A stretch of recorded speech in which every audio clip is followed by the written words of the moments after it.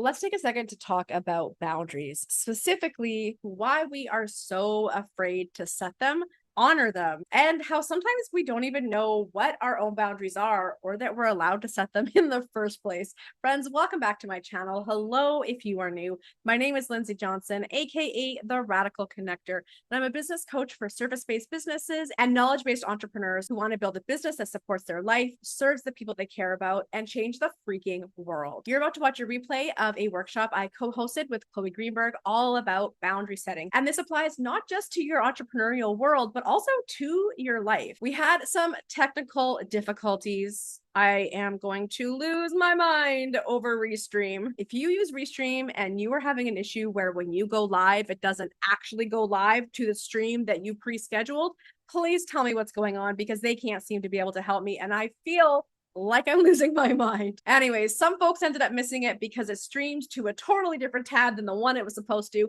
And I thought, why not turn this into an actual video so you all can watch it whenever you want? Go ahead and dive into the content now. Please ignore the rough start. Both Chloe and I were a little thrown off our game, but we get into a groove. Go ahead and add your comments. I'll come back and respond later. I'd love to hear your thoughts as we post different questions for you to think about. Any of the links that we shared live, you can see in the top comment and also in the description of this video. If you haven't already, please remember to subscribe to my channel, like this video, ring that bell so you get notified when I post new content or go live. And without further ado, please enjoy this replay. And I love this. This is exactly why I'm bringing on our special guest today, Chloe Greenberg, because Chloe is all about, well, among many other things, boundaries, and also really talks about the quality of life that we're building for ourselves.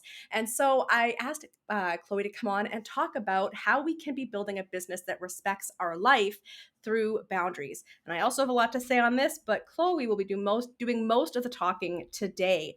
So I wanted to quickly just share with you a little bit about Chloe if you haven't already met her. Chloe Greenberg is a life coach and art teacher. She's passionate about helping ambitious, goal-oriented individuals become their own biggest cheerleaders. Art classes encourage those new to art to overcome fear of perfection and self-doubt. Hello. Life coaching offered through one-on-one and group sessions, supports individuals navigating life changes and managing difficult emotions with science-backed tools, encouraging you to take action towards your dreams and goals. It really is this wonderful marriage between accessing the softer, creative, compassionate, kind, reflective parts of ourselves with the forward momentum of how are we bringing that into our lives and how are we making choices and building up structures to support the lives we really want to live. So please welcome Chloe onto the stage with us right now. What's up, Chloe? Thank you for Hi, doing Lindsay. this. Of course. Oh, my voice. Wow, way to introduce myself. So nice to be here. Yeah, thank you so much for having me. I'm really excited for our talk today. How this talk came about, friends. Chloe was participating in one of my sales call shenanigans events, and we got to talking, and it was like, hey, we should do something cool together. And I love this conversation around boundaries. So heck yeah, let's get into it. Friends, if you have any comments, any questions, please throw them on the chat. This is meant to be sort of a one-part presentation, but also major part engagement, right? So we're going to talk at you, but we want you to talk back to us. So Chloe, I want to go ahead and give you the floor. We've had a bit of a delay because of stupid, annoying technological issues. So I'm going to give you the floor. I'm going to let you do any kind of screen sharing you want to do and take it away. Sounds great.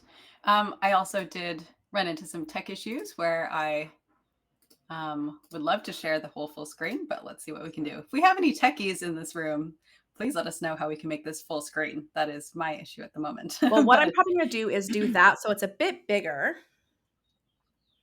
awesome. All right. Yeah. So here we are. I'm just really honored to be here.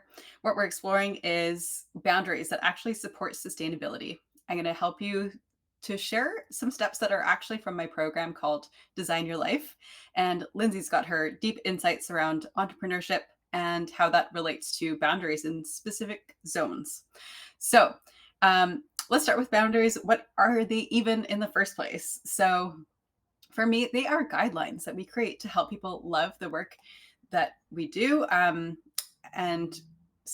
It's for me, they're guidelines that we create to help people love and work with us better. It's kind of like giving them a map of how to work with us best. They're also the limits that we set for ourselves so that we can feel mentally and physically stable. They are not rules for others. They're actually clarity for ourselves. A really key and important piece. Um, then we also have what are boundaries? Why are they important? This piece is number one, they maintain respect, of course, with others, but especially ourselves. Number two, they create healthy connections. Number three, they help us to live a balanced and fulfilling life because we are being ourselves fully. We're fully authentic. We can navigate life with a lot more ease. So I find that sometimes people avoid setting boundaries because they're afraid of a variety of things, like such as these. The first one that I find in terms of reasons why people don't set boundaries is the fear of rejection or abandonment. And that might sound like they'll leave me if I say no. Number two, the fear of being seen as selfish. This is probably the most common one that I hear all the time, where people don't want to seem rude. And then thirdly, we have fear of hurting other people's feelings. It's this thought of, I'll feel awful if they're upset. Number four is fear of conflict. Huge one. I definitely put my hand up in this space. I have found myself in this for sure. I would rather avoid an argument altogether. We kind of hide in our caves. Number five, low self worth. A statement in that space might sound like my needs aren't as important potentially as others or somebody else that we maybe admire or think more highly of, for example. Number six, guilt. I'm going to pause there. That's a huge one. I feel a lot of people can relate to that specifically. I'd love to hear your thoughts on this, all of you after, but specifically the guilt that is as a result of shame having been built up. We'll talk more about that as well. But in that space, saying no makes me feel bad. Number seven, this is where there's a potential lack of awareness of the need to set boundaries or the ability to set boundaries. A statement in that space could sound like I didn't know that I even could say no, that was even an option. Number eight is internalized beliefs. So, for example, not feeling worthy of love, not feeling heard, or not feeling worthy of attention in some sort of way. And in that space, it could sound like I have to earn care or love in some way. Number nine is codependency. And that might sound like their happiness is my responsibility. Number 10 is the fear of retaliation or punishment. So if I speak up, I'm going to suffer in some way. Can anyone relate to any or even some of these? We're already getting, yeah, Kate's just come in and said that she relates to number 1 and number Mhm. 3. Okay. Kate, I'd love for you to expand.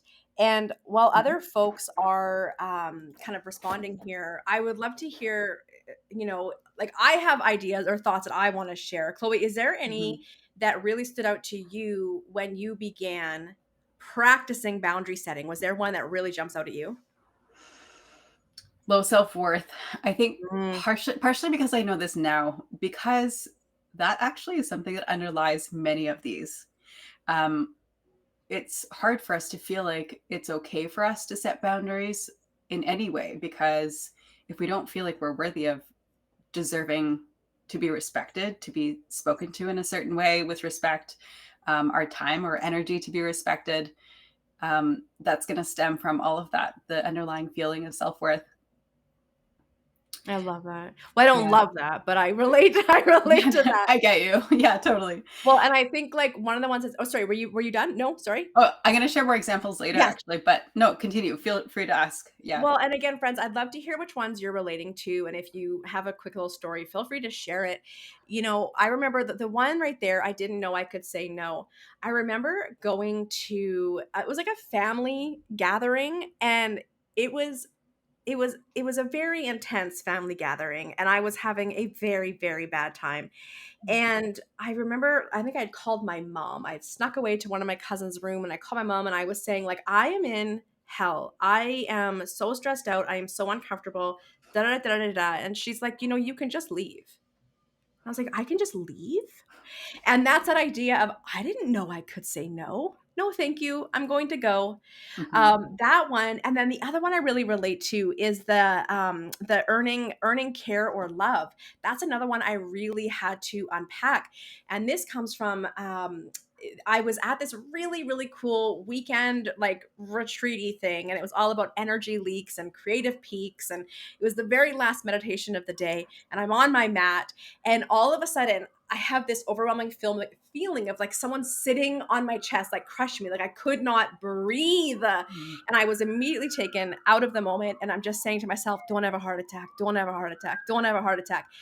And what came to me was, Lindsay, you are so low on your priority Mm. list, like you're barely on it, and it is killing you. And from that moment, I was like, I need to start setting boundaries. And I remember the first time I had the opportunity to say no to somebody who was asking me for something I didn't want to do. And I was terrified of their reaction. And of course, Mhm. friends, we all know where this stuff comes from, right? Childhood trauma, blah, blah, blah. Exactly. Terrified. And when I was like, what about this or this or this or this? And finally I have to say, I'm just sorry, I can't do this. And they were like, okay. I was like, what? That was all it took? I just had to say no? And so yeah, those are two that I really relate to. Yeah. Mhm. Anybody else have anything that they want to add before we move on? Kate is saying, I actually feel like I'm pretty good at boundaries, but I think the people pleasing, I don't want to hurt Mm. others or feel rejected. Yeah, that's a big one. Do you have Yeah. thoughts on that, Chloe? Oh, yeah. The feeling of rejection and the feeling of abandonment as a result of just pushing people away or feeling like you're gonna do that is a common one. Um, it's I think it kind of comes down to, are there ways that we can better communicate things Mhm. overall? And that's what I'm excited to share with you as well. But I think once we have clarity of what we want and then how to say it, that comes across appropriately, I love we that. will have more confidence in boundary setting overall. Yes. Mhm. Yes. And it is. It's the knowing ourselves, knowing what we want, knowing what we need, knowing, having the tools, the Yeah. verbiage to be able to say it. One more before we move forward. This is Mhm. from Jesse. I do somehow feel responsible for the happiness of others. Ooh. Mm. Yeah. It's yeah, that's a big one. As I'm a Pisces, so I don't know if anyone believes in horoscope things, but I as the nature of a Pisces is to just be very fluid and very accommodating, very compassionate and empathetic. And often we go so far into that realm of Mm, just caring about others that we just forget about ourselves. And for me, I know in relationships that I had in my past, I would find myself ending maybe some relationships and feeling like, wow, who was I? And yeah. realizing like I need to come back to myself. And it's like, how did I lose myself in the first place? And this is what we're basically talking about today is coming home to yourself through boundary setting and realizing it's not about creating these strict rules in Yeah. some way. It's about learning how to find our self-worth and learn how to share what's going on, how to best give people the map to Yeah. love us best. It's like I love the this one line that I had heard someone say recently about boundaries are not something that we get other people to do. Boundaries don't even involve somebody else shouldn't have something to do when we're Mhm. setting a boundary. It's about what we're going to do or not do. Yes, And right, and that was such a good way. And I know 100%. I don't want to spoil because I'm sure you're going to get into that, so I don't want to spoil. I'm going to say one last thing here from Kate. I think in the business world and being new in business, I'm dealing with it again, that people pleasing, because I don't want to lose clients. Mhm. And I feel like that's probably going to be a pretty good segue into where we're going to go next. So I'm going to throw it back to you, Chloe. I'm going to go on mute and Sounds off good. we go. Okay, all right, let's do it. So, just before we do, I wanted to share this quote by Brene Brown, where she says, daring to set boundaries is about having the courage to love ourselves even when we risk disappointing others." Huge. Now, moving through this, we touched on a few of these, which I love, but let's talk about some boundary myths next. Number one, boundaries are selfish. So I heard some of the comments kind of trickling into elements of the idea of feeling like that's how it might feel. The myth in this space is some might see this as you only care about yourself and don't want others don't want to help others. When the reality is, boundaries protect your well being, allowing you to fully show up and genuinely be yourself around others. Healthy boundaries actually create better relationships. And in this space, still, I'll add that avoiding boundaries might feel easier, but it's so often more about your own discomfort than true kindness. Let's say just being nice means avoiding upset. Being kind means doing what's best, even when it's uncomfortable. So sometimes that means caring for yourself first. Number two, good people don't need boundaries. So the myth, if you're a good or kind person, you shouldn't need to set limits with others. No, that's not true. Even the most giving people need boundaries to prevent burnout and resentment. Boundaries allow you to give from a place of abundance rather than depletion. Number three, boundaries push people away. I loved hearing that as well. That was in the comment trickled in there. Myth here is setting boundaries will alienate others and damage relationships. Healthy boundaries create mutual respect and clarity in relationships, preventing misunderstandings and creates stronger connections. So maybe you're kind of thinking like, how? I've done this, I've tried this, it's still not working. So I've got you. We'll get there in a moment. Number four, setting boundaries is confrontational. Um, the myth here, yeah, it might feel like it's leading to conflict, but in reality, in some cases, people may initially push back. Setting boundaries doesn't have to be a combative feel. It can be done calmly and respectfully, which is really important to remember. Because when it comes to conflict and also even how a person reacts to your boundary, that is information, which is really helpful. You can basically make your decision based on their reaction. Is it harmful or is it helpful? Number five, boundaries are rigid rules. Um, I remember feeling this way. I remember identifying with this as like, gosh, it's like a yes or no. It's a full stop whenever someone asserts their boundary. But in fact, boundaries are flexible and should really evolve as circumstances change. What works in one situation might not apply in another, and adjusting boundaries is actually a sign of growth. So we want that.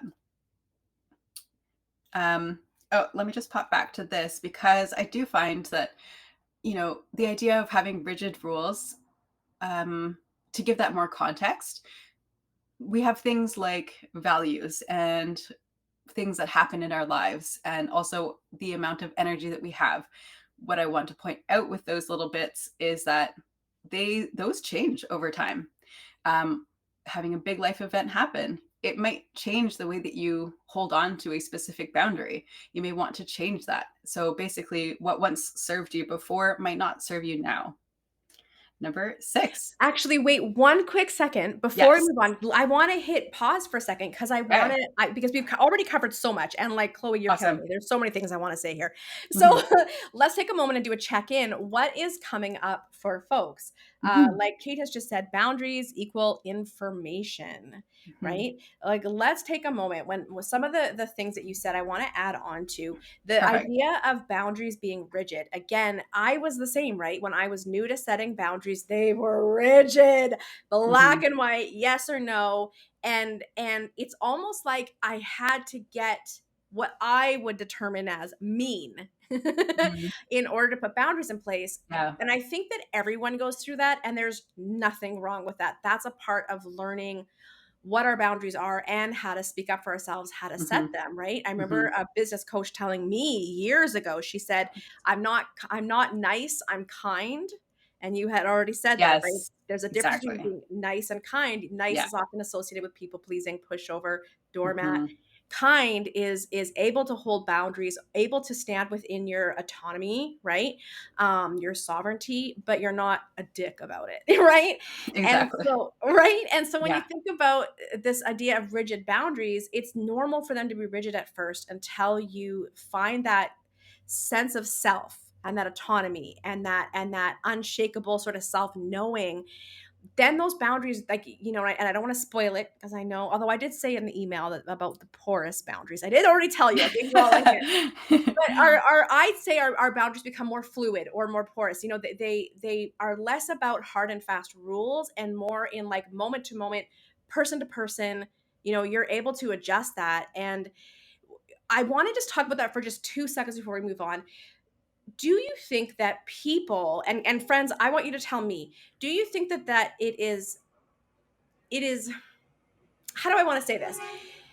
When we're in our rigid mode, there's a, like you say, a level of discomfort, and we Mhm. have to pick our discomfort, the discomfort in the moment or the discomfort that's going to come from not having the boundary, right? It's like, okay, I want this discomfort. But as we move into that more sort of fluid way, less rigid way of setting boundaries, do you think that that's scary for people to think, if I don't have my hard and fast rules, I'm going to be walked all over, I'm going to go back to the way I was? Yeah, I'd love to know what others think too. What do you think, Chloe? What are your thoughts? Do you think there's a fear there when you're working with people? Do you think that there is a fear that if I'm not rigid, people will walk all over me? I'll just go back to the way I was? 100%. I think if we think about zones in terms of comfort zone and then let's say a growth zone, Mhm. our comfort zone is doing what we've always done. That's going to feel comfortable to us. But if we're trying to make a change, assert ourselves in a different way, change the behavior, the relationship between two people, it's going to feel unfamiliar. And as a result, that's going to create some sort of friction within ourselves. So that's us going outside of our comfort zone. So that's naturally going to feel weird and not normal. Yeah, Um, and that's, yeah, like you say, the dynamic in relationships can change. And actually, again, you alluded to this back with the myth on boundaries being confrontational. I remember a therapist once telling me, if you want to know if you're dealing with a narcissist, say no. yeah. Oh, that's a good one. Right? And Yeah. right? And it's not to say that everyone's a narcissist that doesn't respect your boundaries. That's not what I'm saying. That's a clinical, sort of diagnosis, I guess.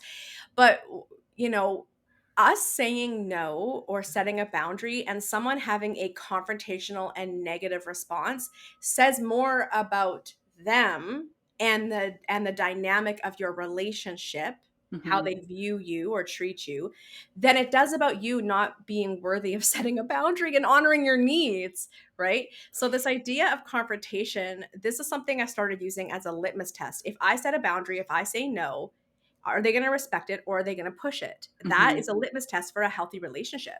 Absolutely. And I'll kind of, in a way, push back here in some sense Yes. because say if you haven't slept enough that day, if some other life events had happened that day and you're receiving feedback from somebody and that feels like it's very confrontational and they're asserting a boundary that maybe is respectful, but it's coming off to you in that moment as just catches you off guard and you're not Mhm. able to react the way that you want to, then you may not like the way that you've just reacted to that person.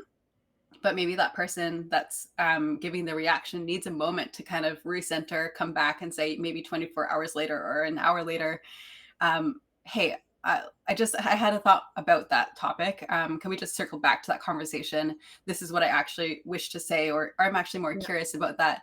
Maybe there's a space for that compassion or a bit of a gap for curiosity as well. So I think, sure, it's good to kind of see how people react. Again, I do think that's helpful information, but yeah, take it also with a grain of salt. Give them some space because Yeah. we may not actually, even if we feel like we're giving a nice platform for a respectful response of like, hey, this isn't working for me in some sort of capacity.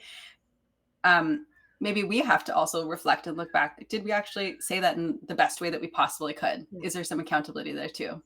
I love that. And Mhm. that's such a great addition, because exactly, we don't like we're not computer programs.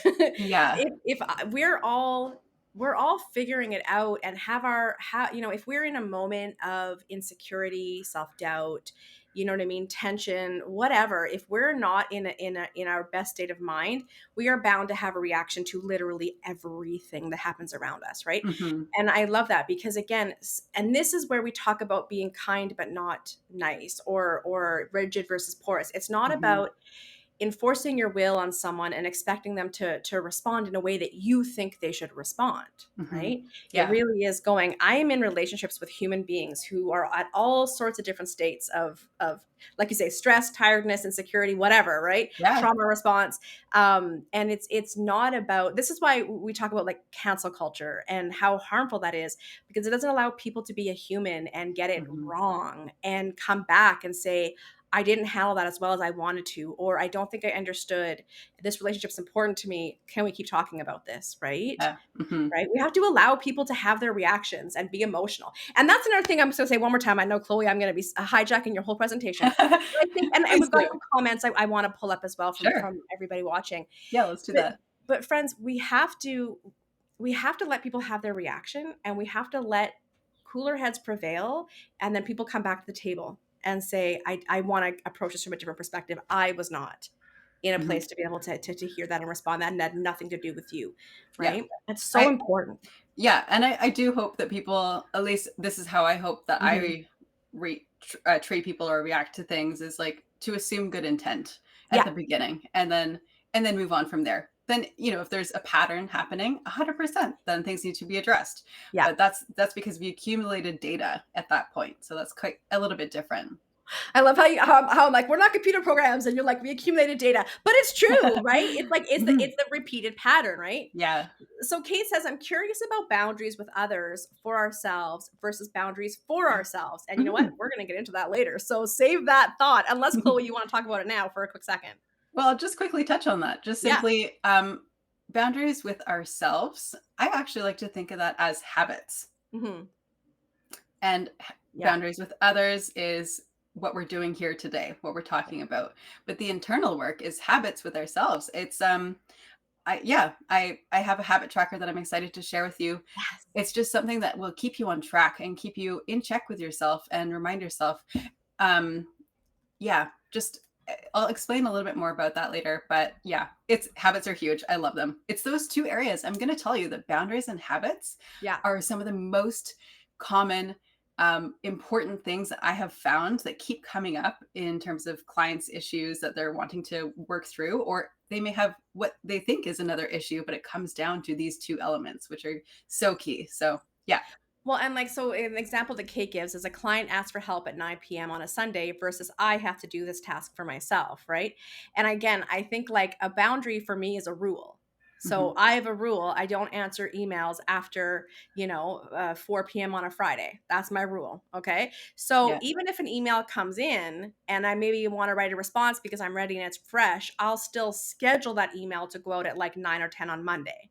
Right. And so again, boundaries are the rules that I set up for myself to live by, right? Hmm. Just because a client emails you at 9 p.m. on a Sunday doesn't mean you have to respond.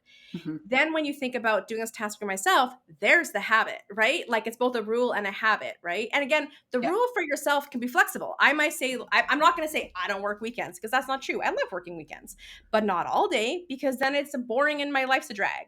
So it's Hmm. like finding the where do you need to be putting rules or boundaries in place for yourself to protect yourself Hmm. and then develop the habits that support Hmm. that boundary, right? Yeah. I Totally agree love with that. that. I love Awesome. that. Okay, hang on one second. I just want to make Yeah. sure I'm missing anything. I think it goes back to boundaries changing, like making habits we need to support getting started as we practice and get better. We can change. Yes, showing up in curiosity is always the way to go. Yes, I love that. I love that. Okay, all right, back to you, Chloe. Sounds good. All right. Whoops. Let's pop over to, we're going to skip through. Actually, let me just touch on those last couple. Sorry about that, guys. Boundaries are about rules for others to abide by. Exactly what we just said. There is an element, I love that you did share this, Lindsay, that boundaries are rules in some sense. So I totally agree with that. The reality are that boundaries are less about controlling others and more about protecting your own space and your own needs. But now we get to talk about the different types of boundaries. So there's number one, porous. So this is where it's overall kind of people pleasing tendencies. We also have rigid, which is avoiding closeness, and healthy, which is where we respect our own and other people's needs. So let's dive into that a little bit here. So, porous, this is where people may struggle to say no.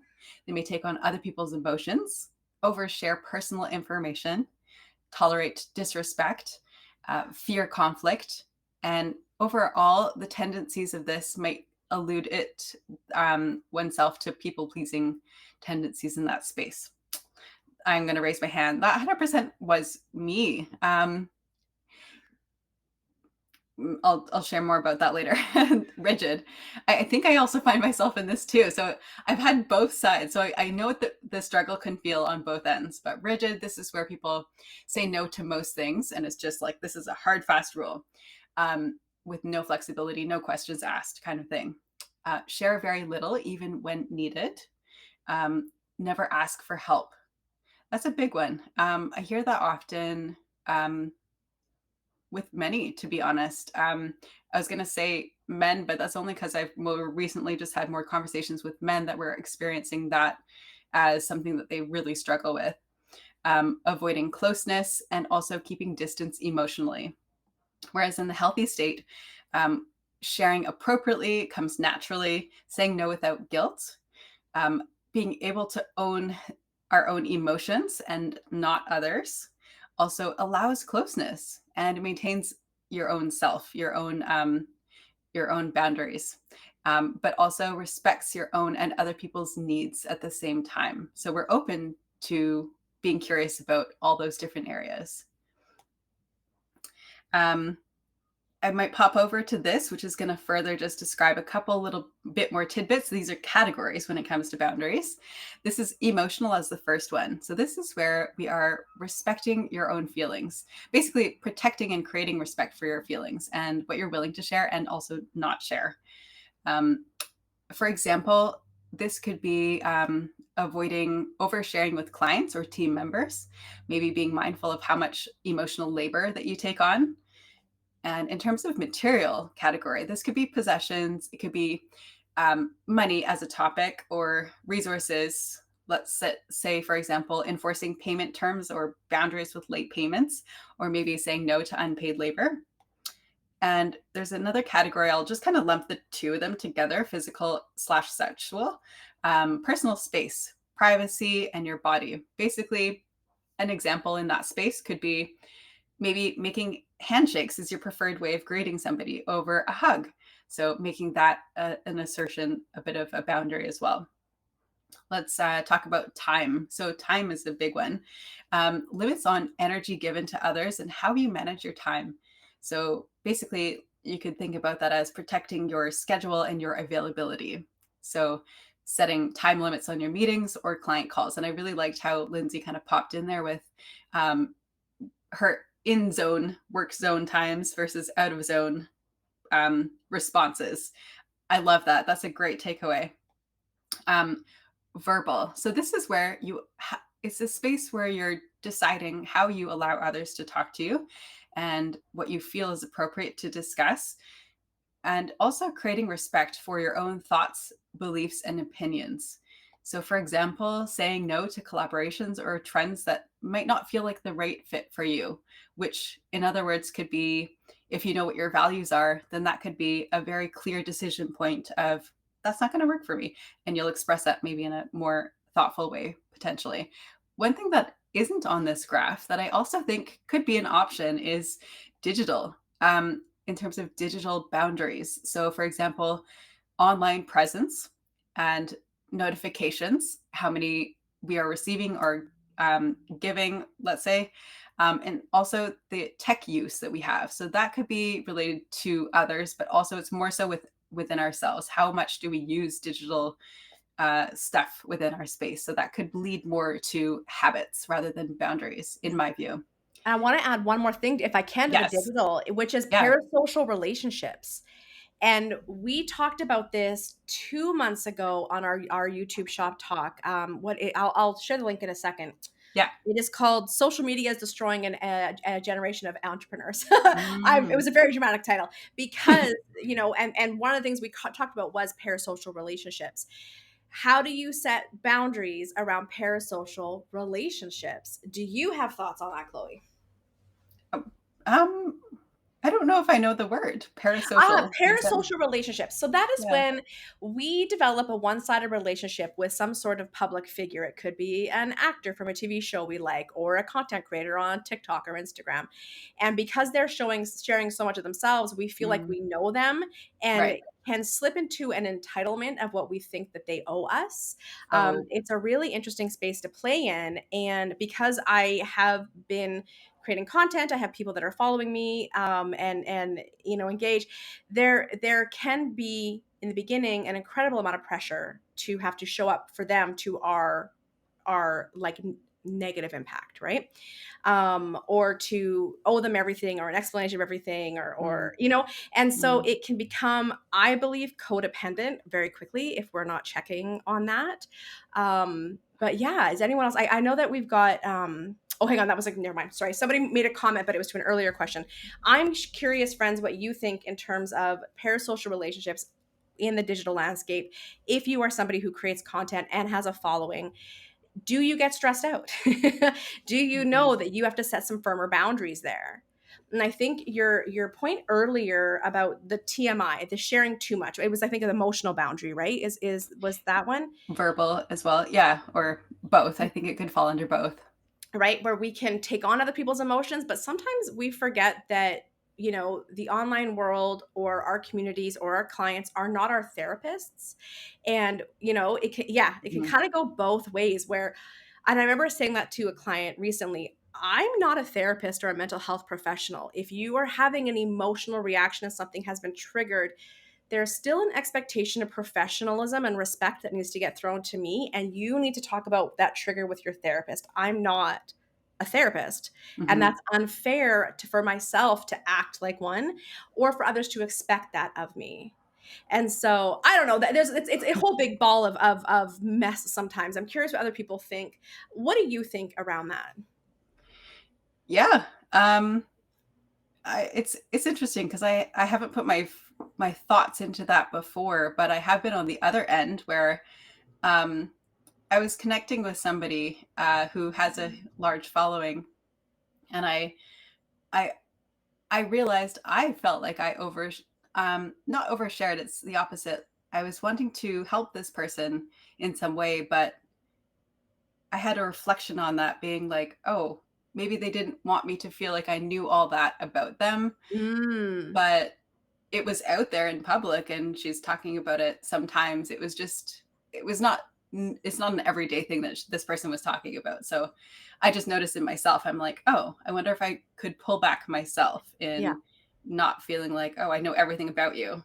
But Yeah. like, but And I that love your content. Yeah, So well, and that's another thing too that you just said. I know that's not what you did, but you kind of touched on it, which is that people will overshare to somebody else because there's that parasocial. It feels like a real relationship, and so I've had that too. People will share the most traumatic stuff with me, and I'm like, mhm, whoa. Please don't tell me that. I don't know you. I got my own friends and family to support. Like, what? I don't need to know this. This is too much for me to bear, okay? mhm, So yeah, it's a tricky thing. yeah. Okay, Rebecca has said, I've got some pretty rigid emotional boundaries with my family. These boundary categories are interesting. Might have to do some more thinking about these. Hmm, Heck yeah. love that. Uh, right? Yeah. From Kate, is agreeing with Rebecca. It's good to think about all the different places and ways we create boundaries. And, and I sorry, I misspoke when I said it or earlier. I said porous and I meant to say healthy, around the fluidity of our boundaries. Mhm. There's so many different areas to set them and so many different ways to approach them. And let's say that you've got really healthy boundaries with clients, but you have really like rigid ones with family. You know what I mean? That's okay. Like, to me, I Mhm. believe I was gonna say there's no wrong way to set a boundary. That's not true. There's definitely wrong ways to set a boundary. But I mean, wherever state you're at, that's great. Keep going. Ask yourself, why is that boundary in place? What do I need? Like, how can I use this as a tool to improve my relationships, right? Mhm. Or keep myself sort of safe from people that need to be on the outer circles of my life, Yeah. right? Just keep being curious. Yeah, I totally agree with that. Like everyone's going to feel at different spaces within Mhm. each different category. It's going to be different for everybody. And if somebody is asking a variety of different people, you're going to get a different response in all cases because we all have our past history. We all have our core beliefs, which is Yeah. what this all stems from. Whether we believe that, I should have this specific emotional boundary versus somebody else. So yeah, I think reflection is always a good thing to see. I wouldn't dwell in it, that's all. I would just really Mm. be factual about it, and that's why I actually would love to show you the five-step process, and that's gonna be where we can start just navigating 5 things that can actually help you to get to let's learn how to clarify this. Love it.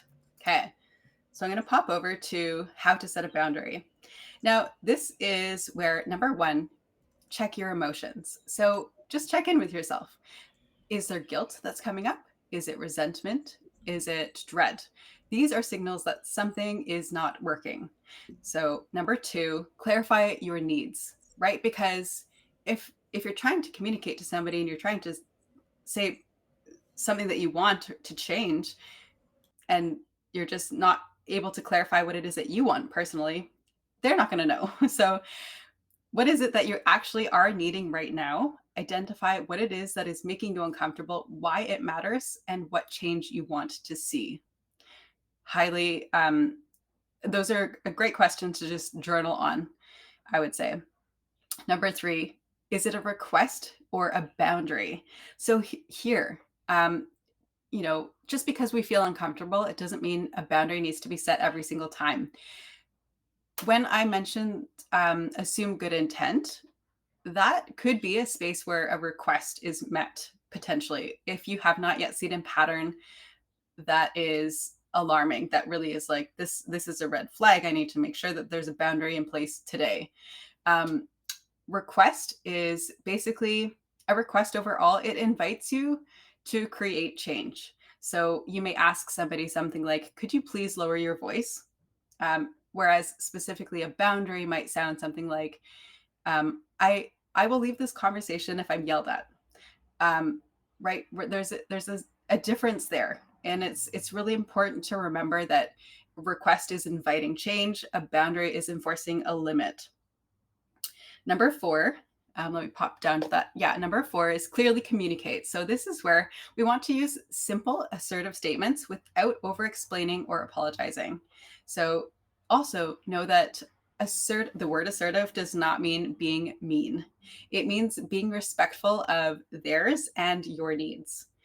It might, for myself, even when I was learning about the word assertiveness, assertion, I had this idea in my mind that that meant really rigid rules. That this person's very like solid, angry. I don't know. I had some thoughts like that in my mind, but that is not the meaning of it at all. It's just being clear. Number 5, hold the boundary. This might be one of the toughest pieces to set in place, but basically, it's important that you do enforce it when it's needed. So if somebody crosses a line, it's important that you follow through with the consequences. And this is where you are going to grow your self trust, which actually helps to grow your confidence as well. So think of this as doing all of this as a muscle. You're kind of trying to, instead of training in the gym, you're training a muscle that you're learning to exercise. And again, we're wanting to think about that comfort zone versus the growth zone. The comfort zone is where we've been this whole time. So doing different things like this, as in learning how to set a boundary and just testing it out the first few times, it's going to feel uncomfortable. And know that just because it's uncomfortable, it doesn't mean it's wrong. So I really want you to practice this. Yeah, and I'd love to see. Does anyone have any thoughts on this? This is what I have gone through myself. It's a space where I just write those 5 things down. I'll put it in a journal and pump through those if I have thoughts in my mind, or I'll just copy and paste it on my notes on my phone. If I'm running errands, going around the place, and I have thoughts that just help me answer some of those questions randomly that come to mind, it's a good space to do that. So I highly recommend this is an option for you to learn how to set a boundary. We have some good comments coming in. I'm going to wait a moment for more to come in. So keep them coming, Sure. everybody. And I Yeah. threw a question up on the screen here. What is a boundary that you've been putting off setting that you would like to do now? And it could be so Mhm. small. It doesn't have to be a big one, right? It could be Yeah. something as simple as I don't answer emails after 5 p.m., right? Mhm. Maybe you put an autoresponder on your email that says, "Hey, thank you so much for emailing me. We're outside of office hours. I'll get back to you, Monday by at 9 or after 9 or whatever you want." Right? Like you can set a boundary and then create some sort of system, habit, structure to help you enforce that boundary, right? Because Mhm. I love this idea again of really checking in with our attachment to setting a boundary being a bad thing. Mhm. Right? It is like you said, it is a way to improve a relationship, to make a relationship, equal energy, safe, bringing that communication in. And Mhm. where I'd love to hear your thoughts on this, Chloe, this idea of people pleasing. Our Mhm. effort to people please is really our effort to avoid rejection, abandonment, exclusion, harm, whatever. And Yeah. so in the end, it becomes a tactic or I guess I'll say a tactic for manipulation. Out of Mhm. self-preservation, I get that, but it's still manipulation. And so of course you're feeling resentful. Mhm. It is ruining the relationship in the end, not serving it. Whereas setting a Yeah. boundary, it gives you opportunity to actually serve it. What are Yeah. your thoughts around that? Yeah. Well, it's true because it's creating a disconnection with yourself. Mm, And that is similar to what trauma does. yeah. It's making you feel more disconnected. And then as a result you feel lonely and isolated, and there's shame that gets built up in there. And then there's the guilt of not having treated yourself or the other person the way that you wished you had.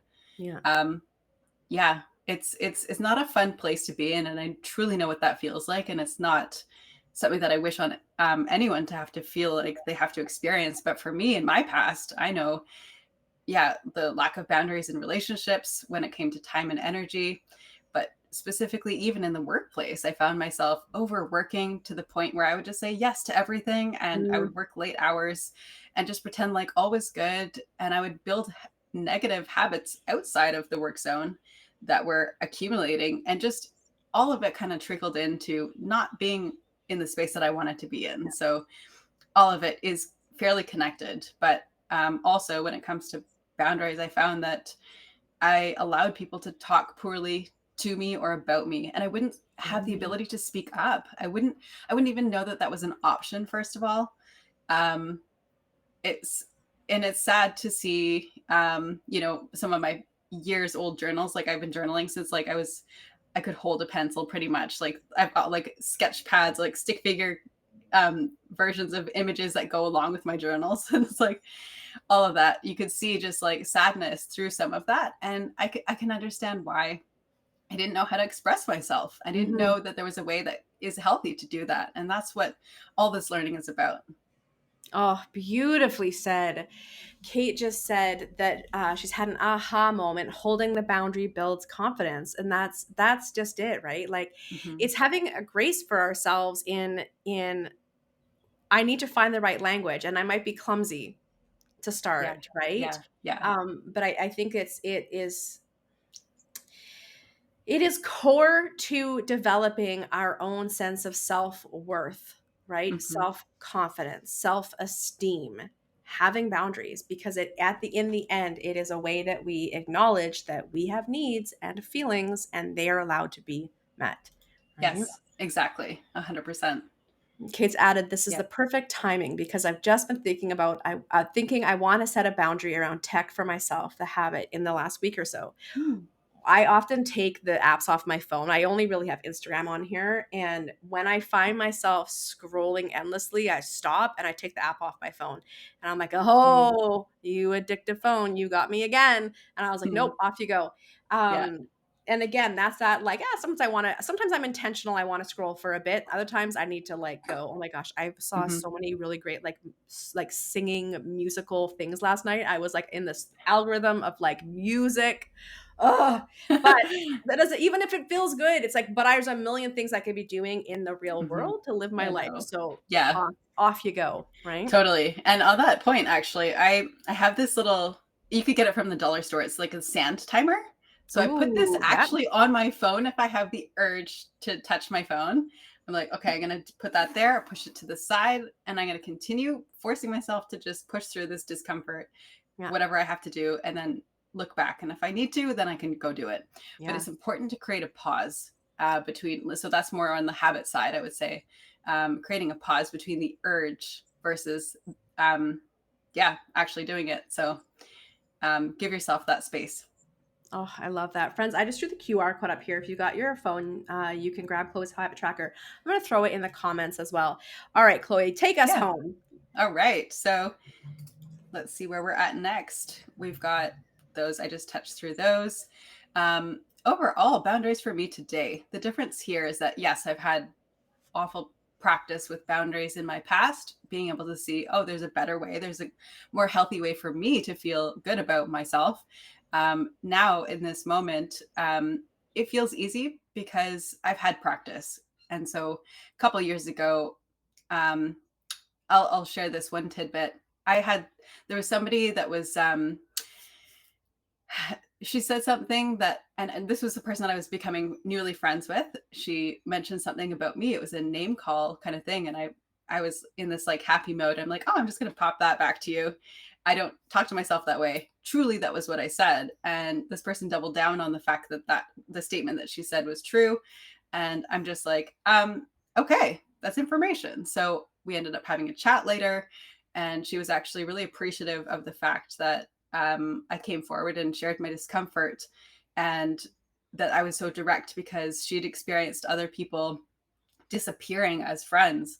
But as a result, I was able to say, this is the situation that I'm more comfortable with. I'm more comfortable with us being in group environments going forward. And that helped us to kind of get on a better track. So, I want people to have the takeaway from this really be about it. Yes, it's uncomfortable for a while, but trust me, once you get more practice with it, the people that want you to have boundaries are the right ones in your life. But the people that are benefiting off you not having boundaries, maybe there's a space for change in that environment. And that's maybe where potentially the grief of decision making of that maybe that person or this season of life and with that group of people isn't for me anymore. But this is all where we kind of take inventory. We're taking investigation into the play here and diving through the 5 steps that will really help you to make boundary setting easier. So I'll leave you with that. Well, wait, because before you leave us with that, hang on one Yes. second. Oops. Because Yeah. there was something, and actually, you can stop sharing your screen now. Yeah. Let There me was, see if I can. or actually, wait, I think I can do it. Hang on, let me Okay. do it. I got it. Oh, perfect. Oh, now I gotta trace back what you had said. Okay, I I want to just before we wrap it up, I want to Mhm. flip this around because we've talked a lot about people setting bound or us setting boundaries with other people. But Mhm. can you give people some insight when they can tell that the person in their life isn't setting a boundary that they need to with them, right? So maybe I've got someone in my life who I can see is people pleasing, and I wish Mhm. that they would set a boundary and stop trying to just say what Mm. I want to hear or take on things they can't handle. Is Do you have advice for that? Like, is there a way that we can maybe not set a boundary but have an invitation, as you said, into that? What would you do if you notice someone in your life is not setting a boundary and they need to be? Well, first of all, yeah, as much as we want to help people, and what we're wanting to do is try and sometimes control their emotions for them, but we can only be inspiration. And if they are open and willing to having conversations about, this is what I think maybe in my life has been helpful, just alluding to things that you as a person outside of this experience that they're going through might be helpful. I would say, um also, this is where my brain goes. It's just like, also, how can we better handle that scenario? Maybe Mhm. we have to pull ourselves away if somebody's continuously creating habits and patterns that are just not feeling. You're hearing the brunt end of that, if that's the word that makes sense. And as much as you want to help, sometimes you can't, even if you're giving thoughts and they're open to it, but they're not taking action on it, or maybe not doing it the way that you wished or had hoped. um, we can only be inspired, be their inspiration as much as possible. Yeah. Yeah. And for folks that follow the nonviolent communication sort of principles, I think there's an Hmm. opportunity to engage in a nonviolent communication around that, Hmm. to have a good conversation. Because yeah, I think back to people that, it got to be that the people pleasers that didn't, I couldn't trust them. I just couldn't trust them because it Hmm. was not coming from a place of, I want to do this. And so there would be resentment or they wouldn't follow through. This is from back in my life. But I learned again, it's like if boundary setting helps with self-trust, if someone else isn't setting a boundary, I'm losing trust in them. So it's interesting to think about how if we're not setting a boundary, are other people losing trust in us? Hmm. Right? It's so interesting to look at it from like a higher perspective of how that ecosystem of that relationship dynamic is changing. And so if there is someone in your life who you feel like is people pleasing with you, it's not about you telling them don't people please, but pick up the book Nonviolent Communications, work through that process on your own first, and then maybe that's worth a really good conversation on here's how I would, here's what I need, here's what I want you, how I want you to like basically here's what you might need. Let's Hmm. talk about that. And then Hmm. can we go to a place where we are able to feel safe saying no to each other, right? So That, oh, yeah, totally. I don't think I quite understood your scenario, so that's helpful. Yeah, true. If somebody's showing people pleasing behaviors towards me, um I would really want to let them know. Obviously, they're not feeling confident.